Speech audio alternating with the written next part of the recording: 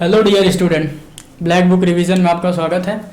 Biology human welfare आप पढ़ रहे हैं यूनिट, जिसमें आज हम लोग पढ़ेंगे माइक्रोब्स इन ह्यूमन वेलफेयर। क्या माइक्रोब्स इन ह्यूमन वेलफेयर? देखिए तीनों चैप्टर आपके डेडिकेटेड हैं कि मानव का उत्थान कैसे किया जाए, कैसे वेलफेयर किया जाए।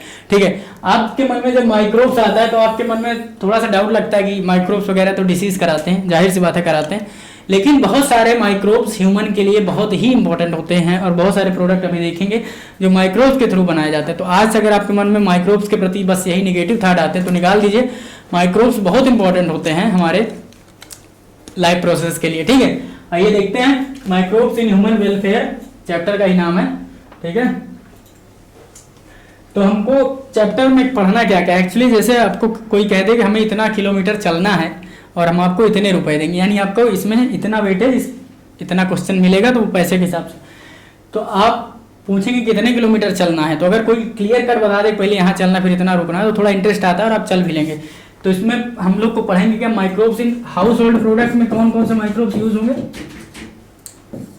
हाउस होल्ड प्रोडक्ट बनाने में कौन कौन से माइक्रोब्स यूज होंगे, फिर इंडस्ट्रियल प्रोडक्ट बनाने के लिए कौन से होंगे वो पढ़ेंगे हम लोग, फिर कुछ बायो कंट्रोल एजेंट के लिए पढ़ेंगे, बायो कंट्रोल एजेंट के लिए पढ़ेंगे, फिर पढ़ेंगे हम लोग जो most important topic that is STP, sewage treatment plants. ठीक है, उसके बाद दो चार टॉपिक देखते हुए ऐसे पूरे चैप्टर उड़ा देंगे। तो आइए देखते हैं माइक्रोब्स क्या करते हैं हमारी लाइफ के साथ। माइक्रोब्स माइक्रोस्कोपिक होते हैं, जाहिर सी बात है, दे आर माइक्रोस्कोपिक, उनको माइक्रो सूक्ष्मदर्शी की मदद से आप देख सकते हैं और hence they not able to see with naked eye, नंगी आंखों बेयर आई से आप नहीं देख सकते इन्हें, माइक्रोब्स वगैरह देखते हैं जनरली। ठीक है, माइक्रोब्स आर डाइवर्स, बहुत होते हैं, आपके प्रोटोजोआ भी हो सकते हैं माइक्रोब्स, बैक्टीरिया, फंजाई, ठीक है, माइक्रोस्कोप हो सकते हैं, प्रियॉन्स हो सकता है, जिसे प्रोटीनियस इन्फेक्शियस एजेंट प्रियॉन्स पढ़ते हैं आप, वो भी हो सकता है आपका microbes. Microbes are not harmful, बताया था कि सभी माइक्रोब्स हार्मफुल नहीं होते हैं। Microbes are useful to mankind in diverse system, थोड़ा सा छोटा करते हैं, बहुत तरीके से माइक्रोब्स हमारे लिए लाभदायक होते हैं, जो आगे लिखा हुआ है। आगे देखिए लिखा डाइवर्स वे में, कैसे कैसे microbes in house hold product. हम लोग पहले पड़ाव की तरफ पढ़ते हैं, पहले हाउस होल्ड प्रोडक्ट पढ़ते हैं, उसके बाद Dove which is use for making dosa, idli, fermented सब बैक्टीरिया। देखते हैं आप जब इडली डोसा वगैरह ये सब बनाते हैं तो बहुत सारा CO2 का लेवल ट्रैप हो जाता है, जिससे वो फूल जाता है। ये क्यों? ड्यू टू बैक्टीरिया, इनकी वजह से होता है। ठीक है, dough which is use for making bread is fermented by bakers yeast, जिसे सैक्रोमाइसेस सिरबेसी, जो ब्रेड वगैरह बनाई जाती हैं तो उसका फर्मेंटेशन किसके कराया जाता है? सैक्रोमाइसिस से, सैक्रोमाइसेस सिरबेसी से। और ये एक प्रकार का ईस्ट है, यूनिसेलुलर ईस्ट, दैट इज आपका यूनिसेलुलर फंजाई है, फंजाई में ईस्ट आता है। ये देखिए फंजाई तो मल्टीसेलुलर होते हैं, लेकिन जनरली यही आपका यूनिसेलुलर होता है, यानी unicellular fungi that is yeast, bakers yeast. इसे बेकर्स ईस्ट भी कहते हैं, ब्रीवर्स ईस्ट भी कहते हैं, यानी ब्रीविंग इंडस्ट्री जो दारू और ये सारी बनाई जाती है दारुएं, वो उनमें भी होता है आपका ईस्ट यूज होता है, इसलिए इसको कहते हैं ब्रीवर्स ईस्ट। और बेकर्स ईस्ट इसलिए कहते हैं क्योंकि इसे ब्रेड वगैरह भी बनाए जाते हैं, बेकिंग इंडस्ट्री में यूज होता है। आगे बढ़िए, चीज, पनीर बनाने में भी हेल्प करते हैं कौन कौन सा माइक्रो ऑर्गेनिज्म? चीज बनवाने में हेल्प करते हैं प्रोपेनिबैक्टीरियम सरमनाई, शर्मा जी शर्मा गए, यानी चीज बना के लार्ज होल्स वगैरह हो जाती है, सरमनाई। रॉक फोर्टी चीज, ठीक है, ये पेनिसिलियम रॉक फोर्टाई की वजह से होती, यहां लिख लो, पेनिसिलियम रॉक फोर्टाई।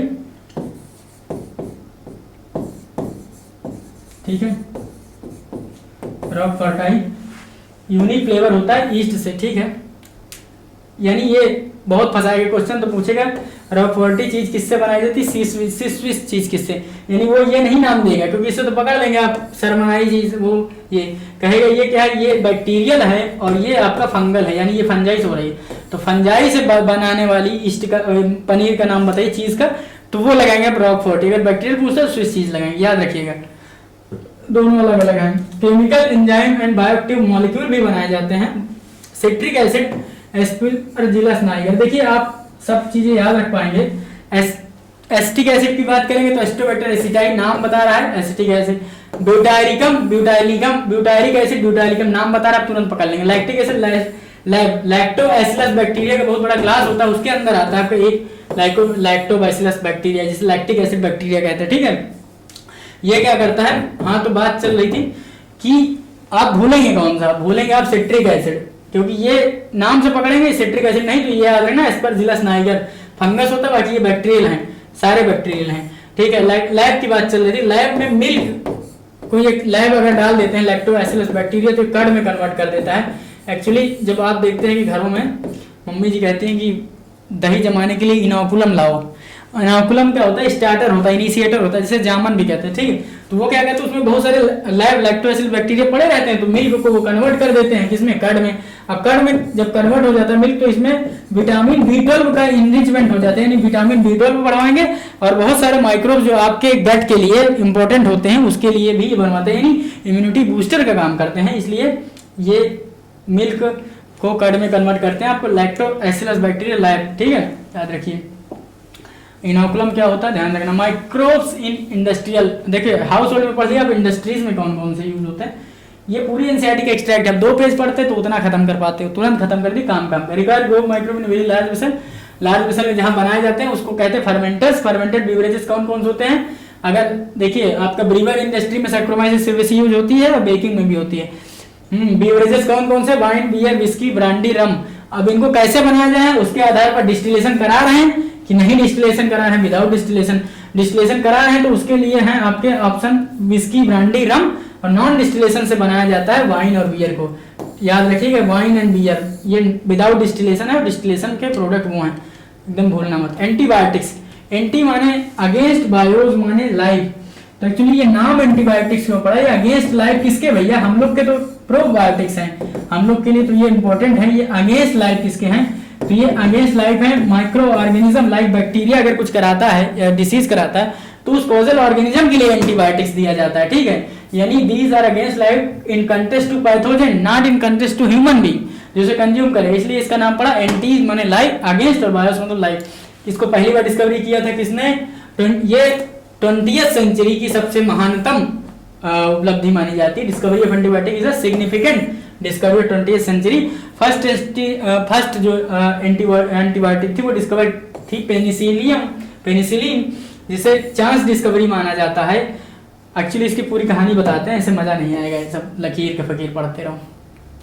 एक्चुअली क्या हुआ, जब आपके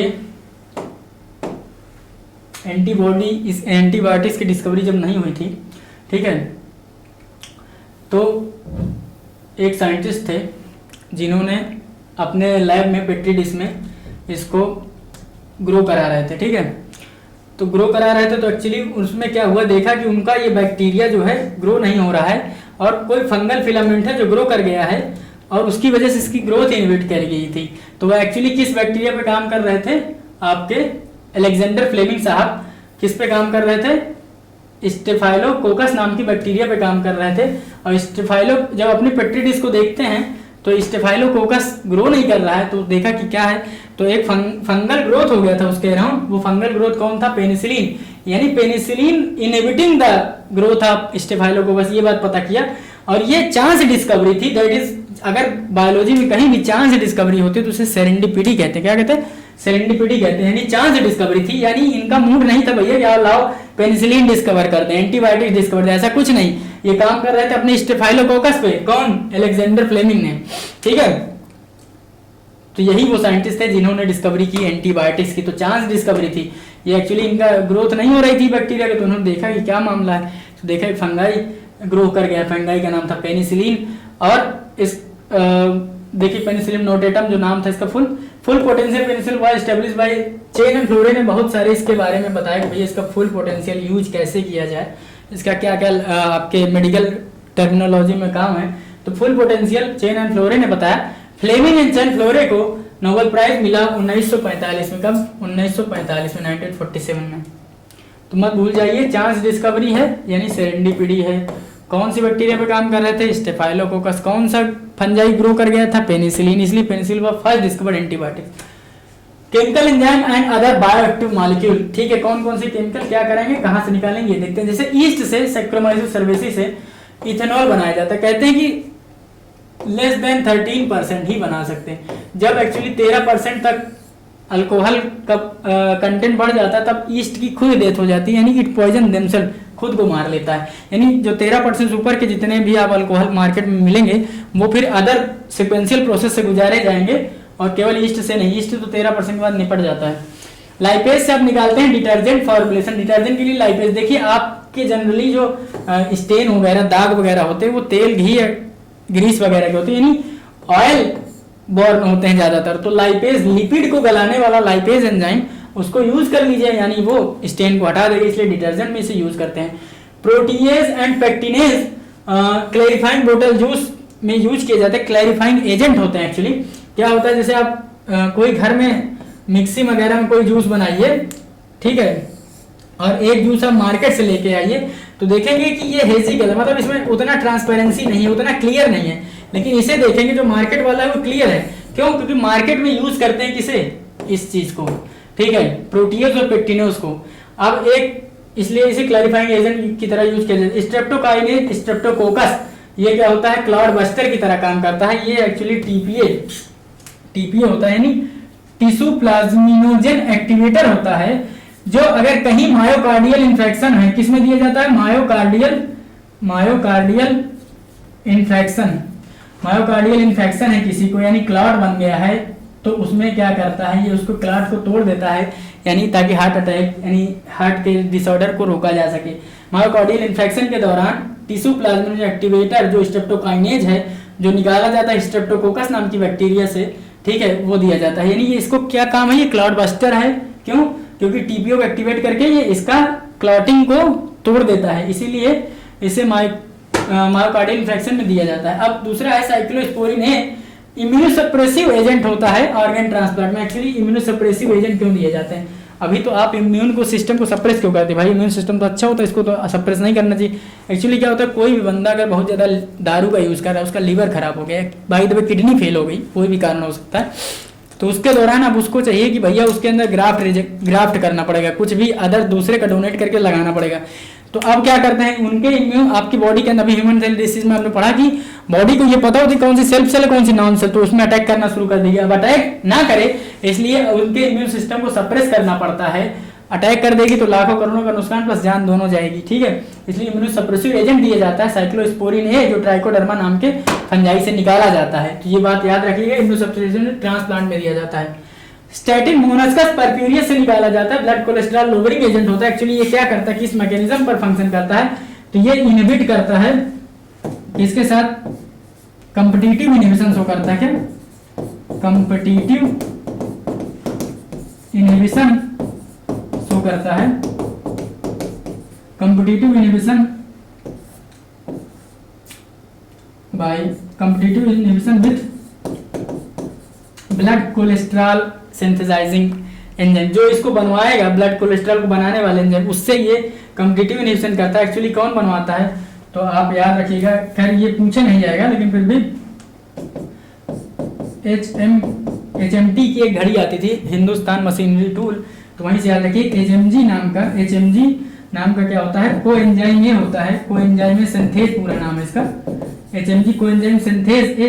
ये रिस्पॉन्सिबल होते हैं, रिस्पॉन्सिबल फॉर क्या लिखते हो, रिस्पॉन्सिबल फॉर कोलेस्ट्रॉल फॉर्मेशन। यही एंजाइम जो होता है वो कोलेस्ट्रॉल को बनवाता है। अब इसी से कॉम्पिटिटिव इनहिबिशन करा दीजिए, यानी कोलेस्ट्रॉल नहीं बनेगा। यानी यही है स्टैटिन परप्यूरियस, जो इससे निकाला जाता है, ब्लड कोलेस्ट्रॉल लोअरिंग एजेंट, यानी ब्लड कोलेस्ट्रॉल को लोअर कर देगा भाई, ओबेसिटी नहीं बढ़ने देगा, बहुत सारे डिसीज को रोका जा सकता है। माइक्रो सीवेज ट्रीटमेंट प्लांट, देखिए सीवेज ट्रीटमेंट प्लांट STP, दूसरे पड़ाव पर पहुंच गए हम लोग, STP पढ़ते हैं, sewage treatment done by heterotrophic microbe. बहुत सारे माइक्रोब्स यूज किए जाते हैं, दो प्रकार से, primary treatment, secondary treatment, filtration, sediment, ये सब पढ़ोगे नहीं समझ में आएगा कुछ, आगे बढ़ो। आइए दिखाते हैं, इसको हम दिखाते हैं माइक्रो प्राइमरी ट्रीटमेंट है, ठीक है। इसके लिए हमें चाहिए पेज, आइए आगे बढ़िए। तो इसमें हम लोग पढ़ते हैं, ठीक है, पेन यूज करते व्हाइट, ठीक। देखिए STP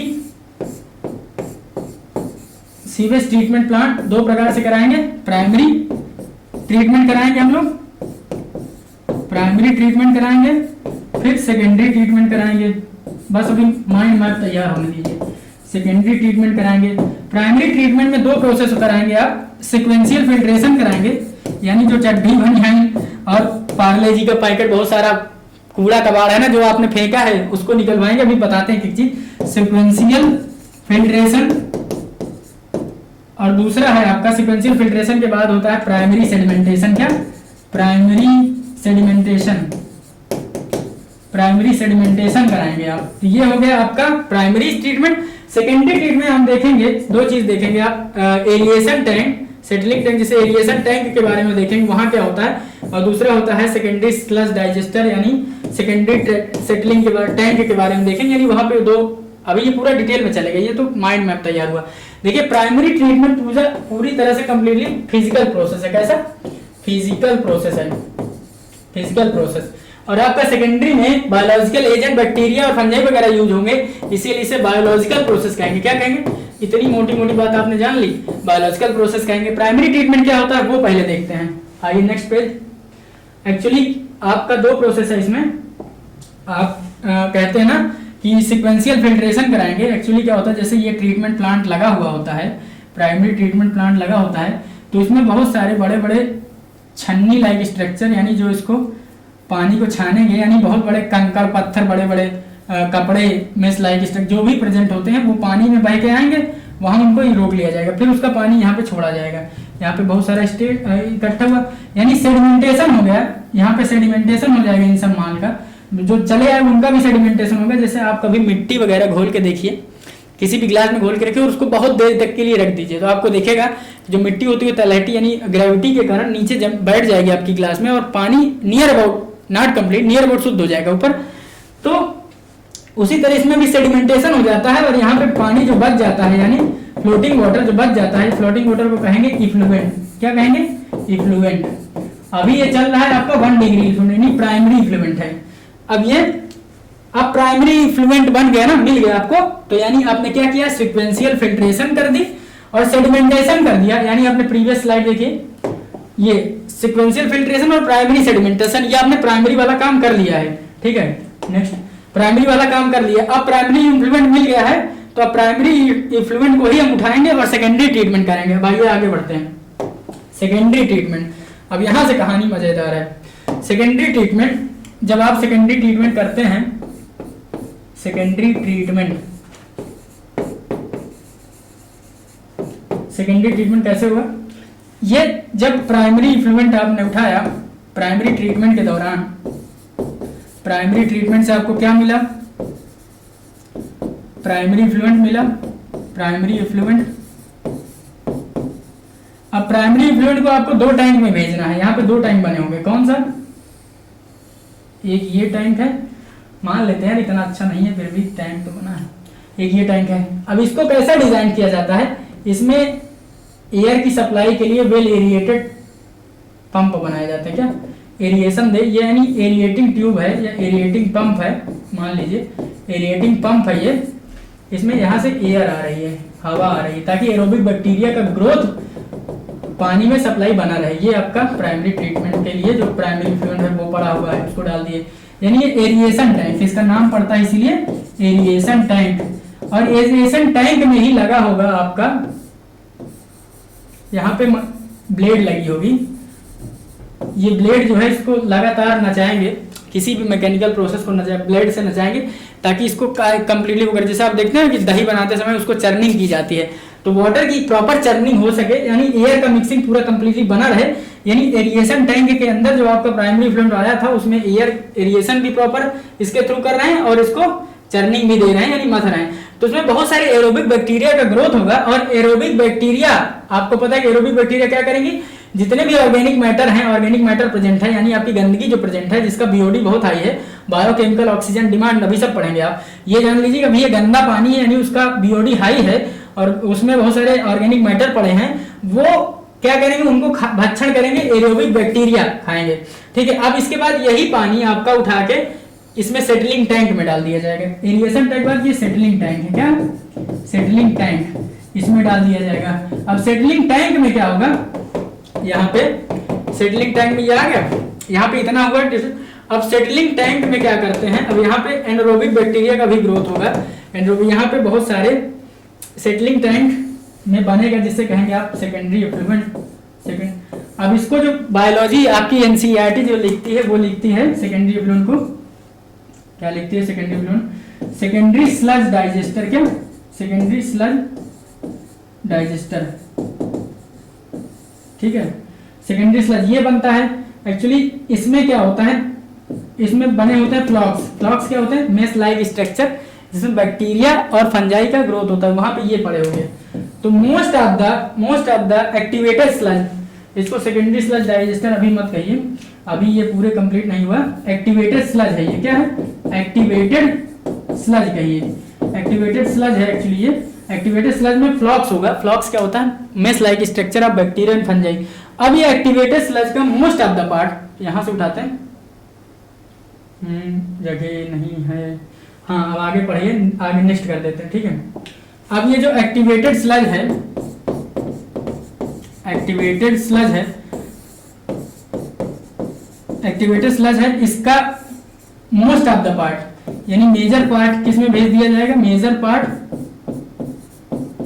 major part secondary treatment के लिए भेज दिया जाएगा आपका, ठीक है। गोबर गैस यानी बायोगैस बनाने के लिए, बायोगैस लिख लो, बायोगैस बनवाने के लिए, ठीक है, बायोगैस बन, और सम पार्ट, कुछ सम पार्ट भेज दिया जाएगा प्राइमरी स्लज डाइजेस्टर के पास इनोकुलम के फॉर्म में, क्या इनोकुलम क्यों, क्योंकि इसमें बहुत सारे बैक्टीरिया का ग्रोथ फास्ट हो जाए। कौन, कहाँ पे, यहाँ भेज दिया जाएगा, यहाँ पे कुछ पार्ट जो है वहां दे दिए आपको गैस बनवाने के लिए सेकेंडरी स्लज डाइजेस्टर में, सेकेंडरी स्लज डाइजेस्टर में भेज दिया आपने, मेंशन करिए, ठीक है। मेजर पार्ट बायोगैस को सेकेंडरी स्लज डाइजेस्टर में डालते हैं, secondary sludge digester. Secondary sludge digester क्या करता है, बायोगैस बनवाता है। और सम पार्ट इनोकुलम की तरह कहाँ यूज करेंगे आप, यहाँ पे डालेंगे इनोकुलम की तरह, यहाँ पे भी ग्रोथ हो जाए और फास्टली हो जाए। जैसे आप देखते हैं दही जमाने के लिए इनोकुलम का यूज करते हैं ताकि लैक्टोएसिड बैक्टीरिया की ग्रोथ प्रॉपर बढ़ जाए, तो इसमें भी ग्रोथ बढ़ जाए ताकि से ऑर्गेनिक मैटर कम हो सके।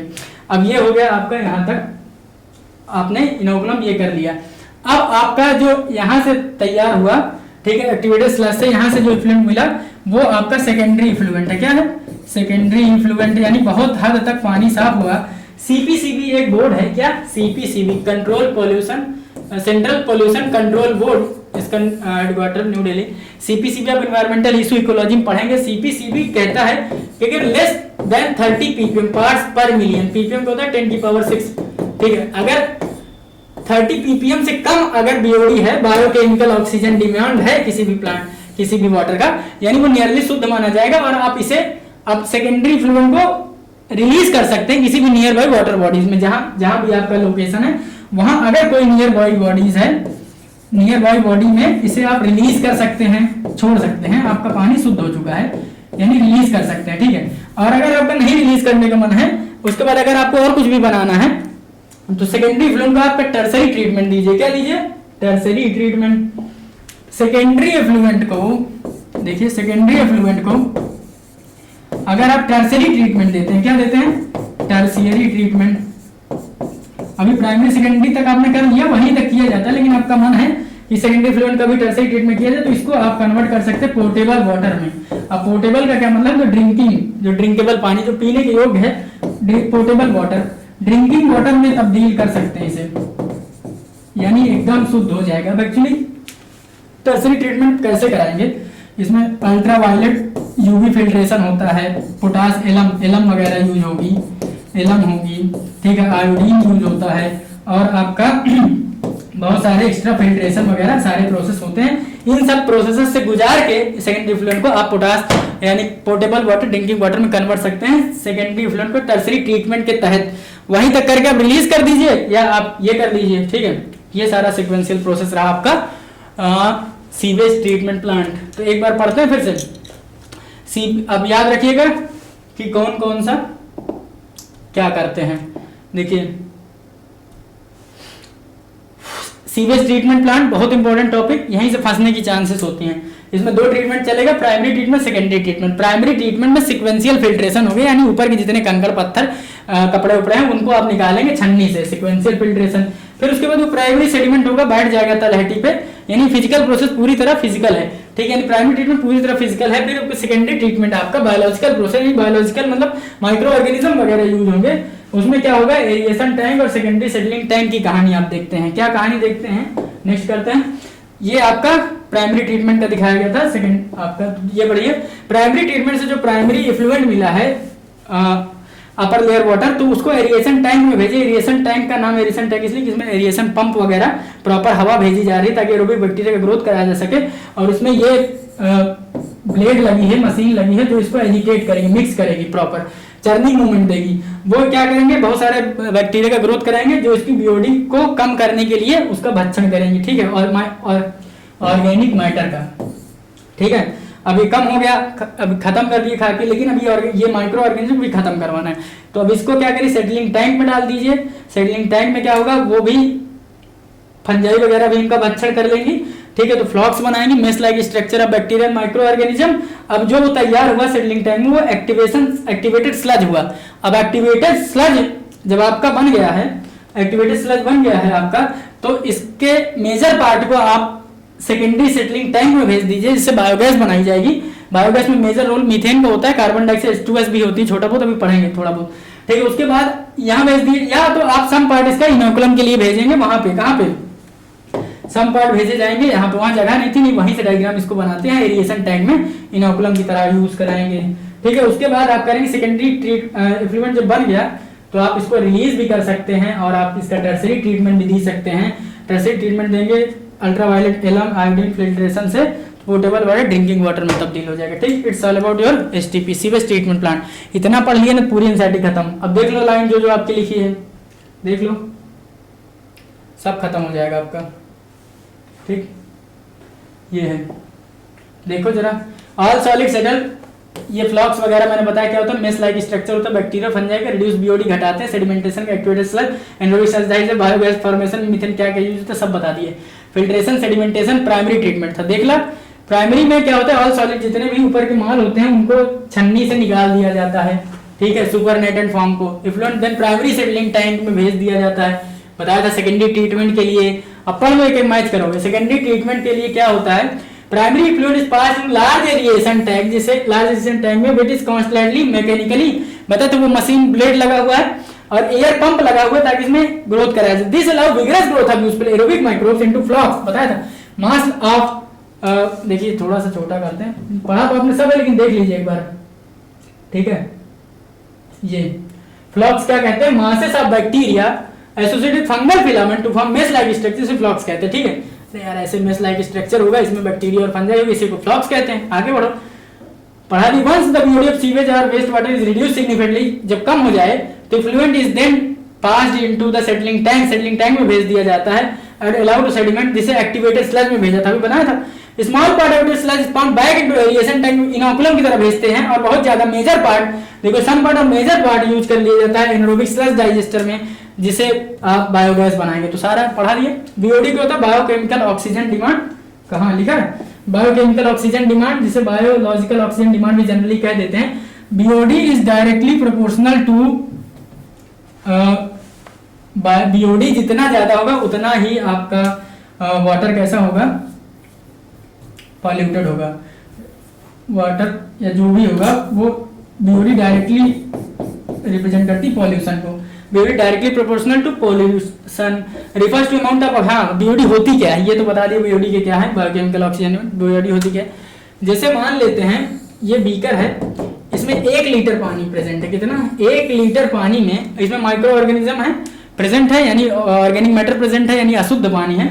तो 1 लीटर पानी में जितनी भी बैक्टीरिया को ऑक्सीजन की रिक्वायर होती है कि उस ऑर्गेनिक मैटर को खा के खत्म किया जाए, यानी ऑर्गेनिक मैटर को खत्म किया जाए ताकि पानी को शुद्ध किया जाए, तो 1 लीटर पानी में बैक्टीरिया के द्वारा जितना ऑक्सीजन यूज किया जाएगा वही उसका बीओडी कहलाता है। देखो पढ़ो, amount of oxygen that would consumed all micro organism, सभी माइक्रो ऑर्गेनिज्म कंज्यूम करने के लिए जितना 1 लीटर पानी में जरूरी है वही है उसका बैक्टीरिया के, वही है उसका बीओडी, बायोकेमिकल ऑक्सीजन डिमांड। और जितना बायोकेमिकल ऑक्सीजन डिमांड यानी उतना ही गंदा पानी है, तभी तो उसकी डिमांड ज्यादा है।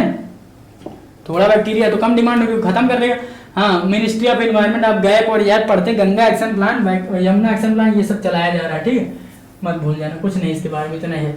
Microbe cell bio control agent में क्या क्या यूज करते हैं? Biological control, pest and disease को बचाने के लिए। लेडीबर्ड एक्चुअली गेम खेला होगा आपने, ऐसे टाइप का रहता है आपके मोमोज की तरह, ऐसी ये बर्ड होती हैं। ये क्या होती है? एफिड्स का भक्षण कर लेती है। ड्रैगन फ्लाई और हेलीकॉप्टर की तरह होती है ड्रैगन फ्लाई, वो मॉस्किटो का भक्षण करती हैं ताकि फसल की यील्ड को बढ़ाएं। ये नेचुरल हैं प्रेडेटर। बैचलर से बीटी आप पढ़ेंगे, बीटी कॉटन, बीटी बैगन, ब्रिंजल, जैसे बीटी ब्रिंजल कहती है, किसमें पढ़ेंगे आप? जेनेटिक इंजीनियरिंग में। एक्चुअली क्या होता है? बैचलर थ्यूरेंजियसिस क्या कराता है? इसमें एक जीन पाए जाते हैं जिसे क्राइजीन कहते हैं। क्या कहते हैं? क्राइजीन एक्चुअली क्या होता है? जो भी इसको खाता है इंसेक्ट, उसके गट में अल्कलाइन पीएच की वजह से ये एक्टिवेट हो जाते हैं और उसके सेल की लेसिस कर देते हैं, यानी उसको तोड़ देते हैं, पूरा एकदम काट देते हैं। इंटरनल ब्लीडिंग होती है, वो मर जाता है। तो कहा है साइंटिस्टों ने दिमाग लगाया ऐसा किया जाए कि पौधे के अंदर इसका इंट्रोडक्शन करा दिया है जेनेटिक इंजीनियरिंग से, ताकि पौधा ये प्रोटीन बनाने लगे, यानी बीटी बनाने लगे, क्राइजीन बनाने लगे, और ताकि उसको कोई भी इंसेक्ट खाता तो वो उसके लिए हार्मफुल हो जाए, यानी उसकी लिसिस करा दे, स्प्लिटिंग करा दे, ताकि यील्ड बढ़ाया जा सकता है। अब ये सोचिए ह्यूमन के लिए क्यों नहीं होता? क्योंकि एसिडिक पीएच होता है, इसका अल्कलाइन पीएच होता है। अल्कलाइन पीएच पे ही एक्टिवेट होगा। बटरफ्लाई ट्राइकोडर्मा फंगस जो होता है रूट बॉर्न पैथोजन, उनसे बचाता है। बकोलो वायरस क्या है? न्यूक्लियो पॉलीहेड्रोवायरस, इसके बारे में भी पढ़ेंगे आप। न्यूक्लियो पॉलीहेड्रो ये शॉर्ट रेंज होता है भाई, इसकी मारक क्षमता कम होती है, ठीक है। नैरो स्पेक्ट्रम का होता है। एक्चुअली क्या होता है? इसको पता है इनको मारना, सबको नहीं मारना, ये स्पेसिफिक होता है। Insect and other arthropod. तो देखो पढ़ो, trichoderma species are free living fungi that are very common to root ecosystem के लिए। Bio control agent several plant pathogen बचाएंगे। बकोलो वायरस, ये पढ़ लो, बकोलो वायरस इज, ये लिखा है baculovirus pathogen attack insect other arthropod, nucleopolyhedrovirus के class में बिलोंग करते हैं। और क्या लिखा है? नैरो स्पेक्ट्रम का ही लिखा है। स्पीसीज स्पेसिफिक होते हैं, नैरो स्पेक्ट्रम होते हैं, इनकी मारक क्षमता कम होती है, इनको पता है किसको मारना। They have been shown to the negative in plant, bird and fish and even non targeted insect, उनको नहीं छूते। नॉन आईपीएम क्या है? इंसेक्ट पेस्ट मैनेजमेंट, इंसेक्ट के थ्रू पेस्ट को मैनेज कीजिए। Microbes in biogas production, certain bacteria which grow anaerobically, जो anaerobically grow करती है। मेथानोबैक्टीरिया, जैसे आपने पढ़ा है गट ऑफ ह्यूमन के गट में पाया जाता है एक बैक्टीरिया, जैसे आप कहते हैं आपकी certain bacteria anaerobic methanogens, methane producing bacteria methanogens होती है। मिथेनोबैक्टीरियम आर्की बैक्टीरिया होता है ना। These bacteria commonly found in anaerobic sludge sewage treatment में पाया जाता है, गोबर में पाया जाता है। एक्चुअली रूमेन, कॉमन, ओमेसम, अबोमेसम 4 पार्ट था उसका, तो उसके उस पर पाया गया था ये, ठीक है। बायोगैस में एक्चुअली क्या होता है? मीथेन होता है 70% और CO2 होता है 25%, हाइड्रोजन 1%, H2S। मेजर कंपोनेंट पूछे अगर बायोगैस का तो क्या होगा? CO2। टेक्नोलॉजी जो यूज की जा रही है इस समय, जिन्होंने बढ़ावा दिया IARI और KYC नहीं, बैंक वाला KYC नहीं, KVIC है ये, ठीक है। खादी विलेज इंडस्ट्रीज कमीशन जिसे कहते हैं, और IRI Indian agriculture research institute लिखा होगा आपके एनसीईआरटी में लिखा, ठीक है। माइक्रोब्स इन बायो फर्टिलाइजर में किसको यूज करते? बैक्टीरिया सिम्बायोटिक होती हैं, राइजोबियम वगैरह, इनके साथ बैक्टीरिया की तरह भाई फर्टिलाइजर का क्या काम है? यील्ड बढ़ाना। उसी तरह ये भी इसका यील्ड बढ़ाते हैं, फ्री लिविंग हो सकते हैं। एजिटोबैक्टीरिया जो फंजाइक से माइकोराइजा, आपको पता है कि जीनस है इसका ग्लोमस माइकोराइजा, पाइनस की प्लांट पाइनस नहीं ग्रो कर सकता है इन एब्सेंस ऑफ माइकोराइजा, ठीक है। साइनोबैक्टीरिया, नोस्टोक एंड अविना, ये सिलेटोरिया, ये सब भी माइक्रोब्स बायो फर्टिलाइजर की तरह यूज करते हैं। एक बार पढ़ लेना। यूज ऑफ बायो फर्टिलाइजर का ऑर्गेनिक फार्मिंग अगर आप करते हैं तो बायो फर्टिलाइजर यूज करिए, केमिकल का कम करिए, क्योंकि केमिकल बहुत सारे यील्ड तो बढ़वाता है, उसके साथ साथ क्या होगा? उसका टॉक्सिक चीजें आपके फसलों में जाएगा और आपको नुकसान देगा, यानी थोड़े से फायदे के लिए बहुत बड़ा हेल्थ का इशू नहीं करना है। इसलिए हमें क्या करना है? बायो फर्टिलाइजर यूज करना है, ऑर्गेनिक फार्मिंग करनी है, ठीक है। Cyanobacteria important bio fertilizer paddy field में, साइनोबैक्टीरिया धान की खेत में बढ़ाने के लिए आप साइनोबैक्टीरिया यूज कर सकते हैं। It's all about your microbes in human welfare, ठीक है। कल मिलते हैं आपको स्ट्रेटजीज इनहेंसमेंट फूड प्रोडक्शन के साथ, और कल इसका पेपर, ठीक है। थैंक यू, धन्यवाद। पढ़ते